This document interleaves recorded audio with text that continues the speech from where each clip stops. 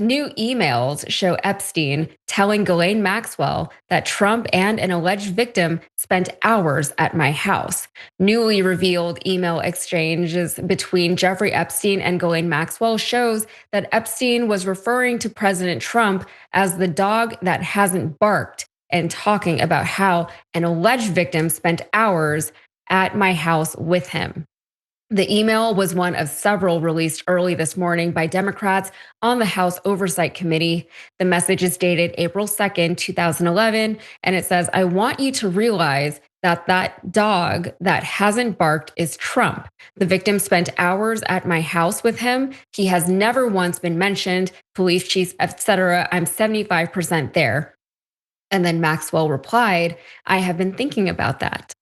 The emails seem to paint a different portrait of the Trump-Epstein relationship than the one that Maxwell painted in a July 2025 prison interview, during which she told Deputy Attorney General Todd Blanche, I don't think they were close friends, or I certainly never witnessed the president in any of, I don't recall ever or seeing him in Epstein's house, for instance. So, emails between Epstein and author Michael Wolff were also released. In one 2019 note, Epstein wrote, Victim Mar-a-Lago identifier. Trump said he asked me to resign. Never a member ever. Of course, he knew about the girls and he asked Ghislaine to stop. In a 2015 exchange, Wolff alerted Epstein that CNN was going to ask Trump about his relationship with the disgraced financier. Wolff went on to suggest that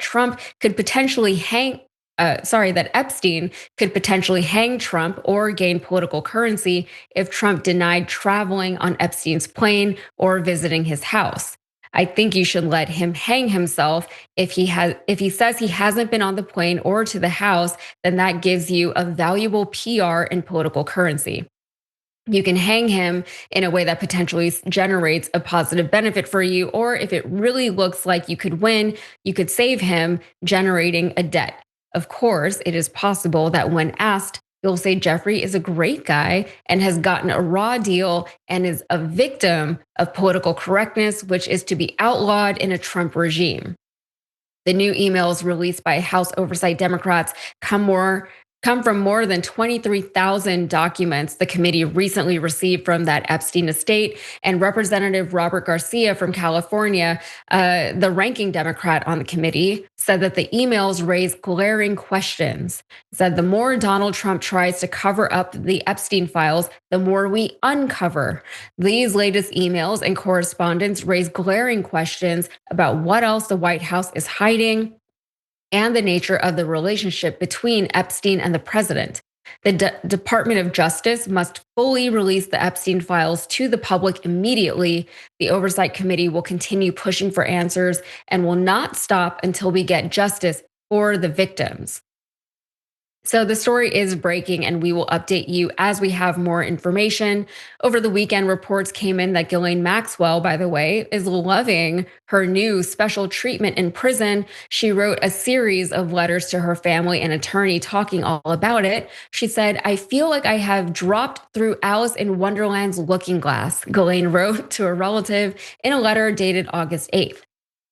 I am much happier here, and more importantly, safe. So yes, everyone can breathe a sigh.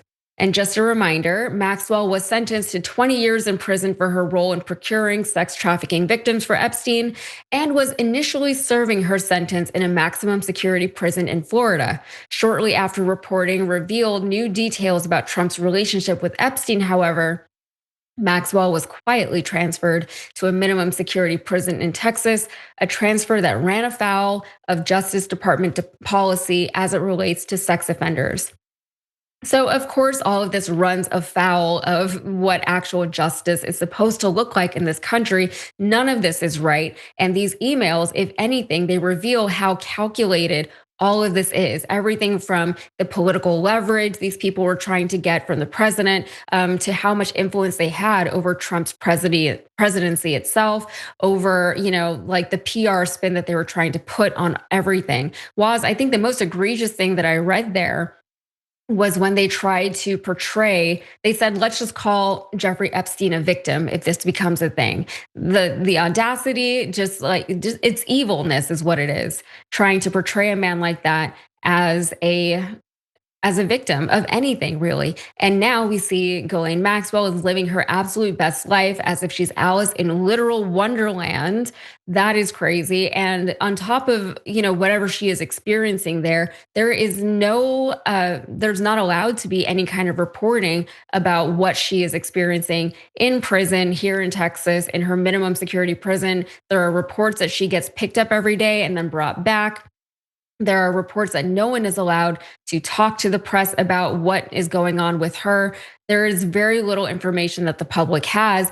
And all we saw, they said she was quietly moved to a minimum security prison. I mean, it was a very big story, even after it happened quietly. So, all of this on the right, the general narrative is that the left is cherry picking data and that we're just looking at certain things. But, it's everything culminating together. This on its own is major, especially where they're talking about how they're going to strategize this politically. But that aside, everything put together, like there's no way you can deny who Jeffrey Epstein was, who he was involved with, and the nature of Trump's involvement with him. What are your thoughts, Waz?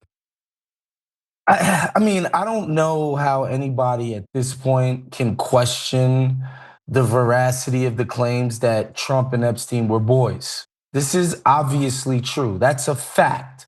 These guys were homies. What's also a fact, if you pay attention to the reporting that's been happening at Drop Site with Ryan Grimm and his crew, is that Epstein was facilitating deals for the Israeli secret security apparatus, their spy agency, Mossad, whatever the hell you want to call them.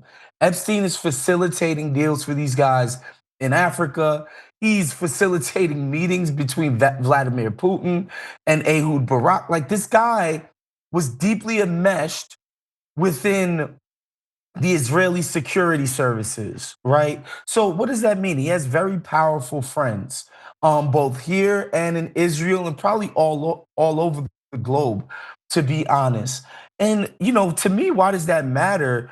Well, when you learn about the crimes that he committed here in America, which basically he's allowed to commit with impunity, so much so that now his running mate, Ghislaine Maxwell, is like now getting the residuals of his proximity to power because she might know a bunch of secrets. I think it begs the question of why.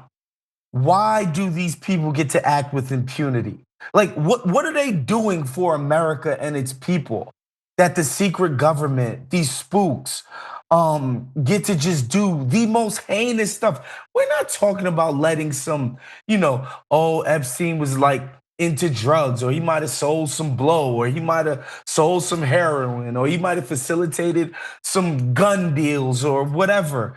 Like, this guy was running a whole network of abusing young people sexually.